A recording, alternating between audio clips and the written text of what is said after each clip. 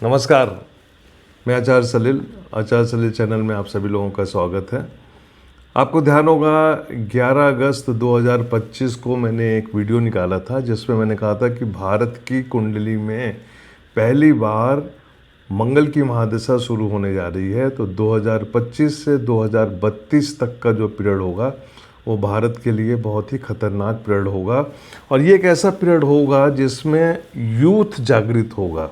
मंगल जो होता है उसको हम बोलते हैं युवा, और क्रोधित मंगल जिसको हम बोलते हैं, मंगल एक्टिव हो चुका था भारत की कुंडली में। तो 2025 में जब मैंने लोगों को बताया कि संभल जाओ, नहीं तो अब बहुत बड़ी दुर्गति होने वाली है, ख़ासतौर से सरकार की।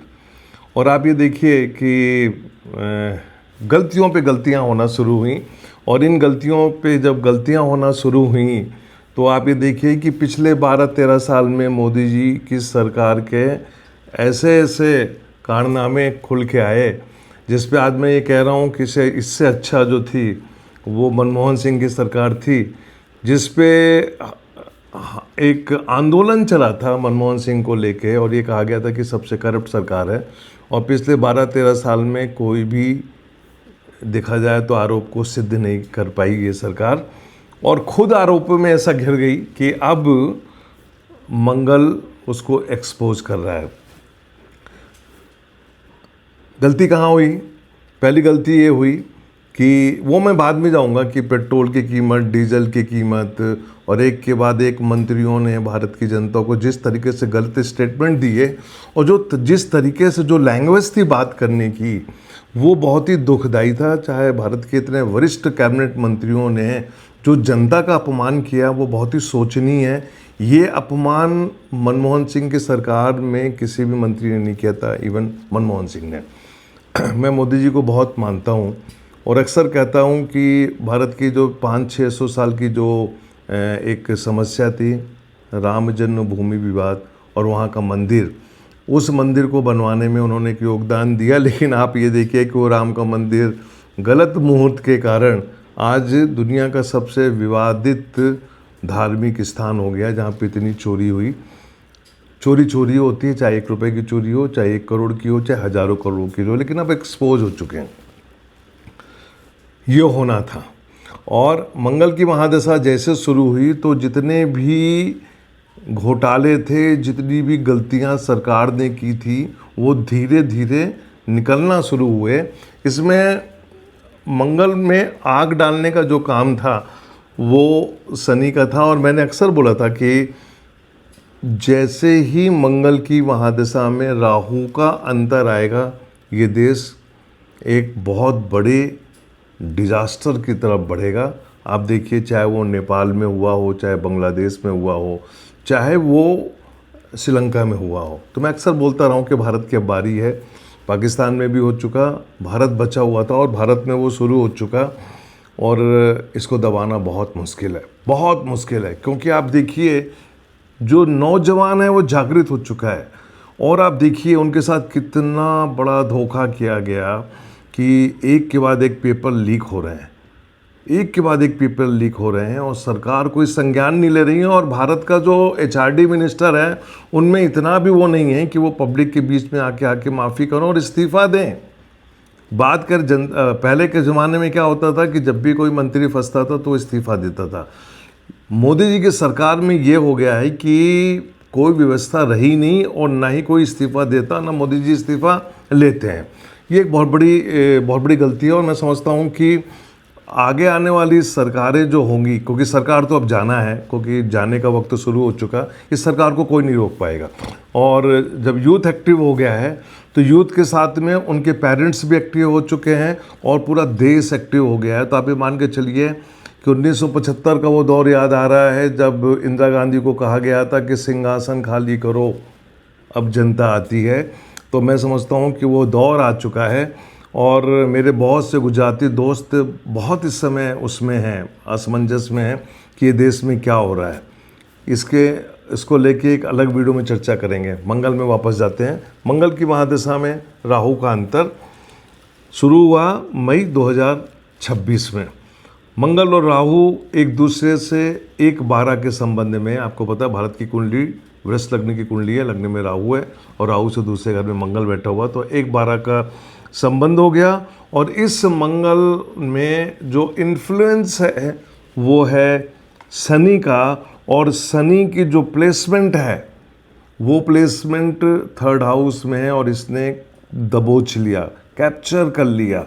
और सरकार जो अभी ये कर रही है कि छोटे छोटे पार्टियों को डरा धमका के और बीजेपी में ले जा रही है, मैं आपको बताना चाहता हूँ और इस वीडियो के माध्यम से मैं इन सभी सांसदों को कहना चाहूँगा कि आप एक बात नोट कर लीजिए कि आपका राजनीतिक कैरियर अब ख़त्म हो जाएगा, क्योंकि यूथ एक्टिव हो चुका है और जो चीज़ें उनकी मांगे हैं उन मांगों को तो पूरा करना पड़ेगा, और यदि आप पूरा नहीं करोगे तो वो अपनी सरकार बना के पूरा करेंगे।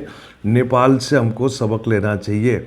नेपाल में जो कुछ हुआ, जिसके बारे में मैं अक्सर बोलता रहा हूँ कि नेपाल में होने जा रहा है, वो भारत में होने जा रहा है, क्योंकि युवा जागृत हो चुका है। मैं तो एडवाइस दूंगा सरकार को कि वो एक नैतिक जिम्मेदारी लेके सभी मंत्री और प्रधानमंत्री को भी मेरे ख्याल से पद से छोड़ देना चाहिए, क्योंकि जिस ढंग से सोशल मीडिया में उनके बारे में बोला जा रहा है वो बहुत ही शर्मनाक है। और ख़ास तौर से बहुत सी घटनाएं ऐसी हुई हैं कि जिनको लेके मतलब मैं एक ज़माने में जब 2014 में मैंने प्रेडिक्ट किया था कि मोदी का 3 टर्म का प्रधानमंत्री कार्य होगा, और इतना उस कुंडलियों को मैंने रिसर्च किया था। आज मुझे लगता है कि कहीं ना कहीं चूक कर गए गलतियों में, और गलतियां हुई हैं, और लेकिन वो राजयोग था, और मोदी का राजयोग जो था वो अपनी जगह था, और वो राजयोग उन्होंने साम दाम दंड भोग से भोगा उसको। अब जाने का वक्त आ चुका है। तो मंगल की महादशा में राहु का अंतर जो रहेगा वो रहेगा फरवरी 2027 तक, और मंगल की महादशा के बाद फिर गुरु की महादशा आएगी, और ये महादशा आएगी, ये आपको एक फाइनेंशियल क्राइसिस में ले जाएगी। कंट्री जूझ रहा है, कंट्री की हालत बहुत ख़राब है, और प्रॉब्लम क्या है कि देश की 90 करोड़ जनता जो है ना वो इस समय सोई पड़ी हुई है। इसको जागृत होना है। कोई यदि ये जागृत होगी तो मैं आपको बता रहा हूँ कि इस देश में बहुत बड़ा बवंडर होगा, और ये मंगल की महादशा 2032 तक है।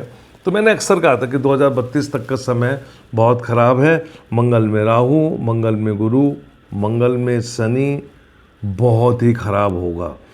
मैं अक्सर ये सोचता हूँ कि जब इतना ख़राब समय है तो, और सरकार का जाना तय है, सरकार को कोई नहीं रोक सकता, तो आगे आने वाली सरकार में जो लोग आएंगे वो कैसे इसको हैंडल करेंगे, क्योंकि देश फाइनेंशियल क्राइसिस में जूझ रहा है। कुंडली हमें कहीं कोई सपोर्ट नहीं कर रही है। हमारे जो फॉरेन पॉलिसी है वो टोटली फेल हो चुकी है। हमारे जितने भी मिनिस्टर्स हैं उन्होंने, देखा जाए जो एक उम्मीद थी, मोदी का जो टेन्योर था 2014 से 19 तक का, उसमें जो दिख रहा था वो सब पूरा टोटली फेल हो चुका है। और अब मुझे लगता है कि 2011-12 में जो एक मुहिम चलाई गई थी भ्रष्टाचार को लेके, वो एक झूठी मुहिम थी, और उसमें उस ज़माने के जितने भी नेता थे उनको आत्मचिंतन आत्ममंथन करना चाहिए। मैंने तो अन्ना हजारे को बोला अभी मिलके पर्सनली कि अन्ना आपसे कहाँ गलती हो गई, आप ऐसे कैसे घिर गए। तो वो बहुत दुखी थे, और मैं उनके दुख को समझ सकता हूँ, और मैं उनसे पर्सनली भी मिला। तो मंगल की महादशा के 11 महीने बीत चुके हैं, और अब आगे के 5 साल और 2 महीने बाकी हैं। मैं ईश्वर से प्रार्थना करूंगा कि अब मैं इस सरकार से मुझे कोई उम्मीद नहीं है, क्योंकि ये सरकार एक्सपोज हो चुकी है। तो बेहतर ये है कि सरकार, मेरे विचार से तो कायदे से देखा जाए तो एक नए इलेक्शन की तरफ जाना चाहिए। और मैं जो सांसदों में जो भागदौड़ चल रही है उनको मैं कहना चाहता हूँ कि वो डरे नहीं, वो जिस पार्टी से जीत के आए हैं उसी पार्टी में रहें, क्योंकि उनको जनता को फेस करना है। और मैं एक बार फिर बता रहा हूँ आपको, 75 के वो नारे आप याद रखिएगा। इंदिरा गांधी के बारे में कहा गया था कि गली गली में शोर है, इंदिरा गांधी चोर है। और सिंहासन खाली करो कि जनता आती है। इंदिरा गांधी फैमिली को अटैक किया था, कांग्रेस को अटैक किया गया था, और अटैक करने वाले आज सत्ता में बैठे हुए हैं। हालांकि वो लोग तो मर के जा चुके हैं, जो लोग जिन्होंने ये नारे दिए थे। जयप्रकाश नारायण के बड़े फेमस नारे थे। तो मैं समझता हूँ कि उन्हीं नारों के रिपीट होने का वक्त आ गया है। और मैं सोशल मीडिया में दे रहा था कि आज के जो युवा हैं वो इस चीज़ को बोल रहे हैं। तो फिर भी मैं सभी पेरेंट्स से बोलूँगा कि अपने बच्चों का ध्यान रखें, ख़ास तौर से दिल्ली में जिस तरीके से उनको मारा गया है, और जिन लोगों ने मारा है उनको शर्म भी नहीं आई कि कभी कभी उनके बच्चों को भी ऐसे ही मारा जा सकता है। उनको शर्म भी नहीं आई। चुल्लू भर पानी में डूब मरना चाहिए कि इन छोटे छोटे बच्चों पे किस तरीके से लाठी चलाई गई। बहुत ही शर्मनाक है और पूरी दुनिया ने इसको देखा। मैंने कहा था कि 2025 वक्त बहुत ख़राब है, लेकिन क्या कहते हैं, सत्ता का जो नशा है वो इतना ख़राब है कि ये इनका चूक नहीं रहा है। मैं दुआ करूंगा कि ये प्रेम पूर्वक जाएं, क्योंकि जाना तो अब है। क्योंकि मैंने कहा था कि युवा जागृत हो चुका है और समस्याएं जो हैं वो युवाओं की हैं। उनके पास तो नौकरियां हैं, ना उनके पास कोई काम है, महंगाई अपने चरम पे है, एजुकेशन लोन है उनके पास, और ये सरकार जो है, ये सरकार कुछ नहीं कर रही है। इसने एक ऐसा माया जाल फैलाया कि राम ने भी कह दिया कि सिंहासन खाली करो। नमस्कार।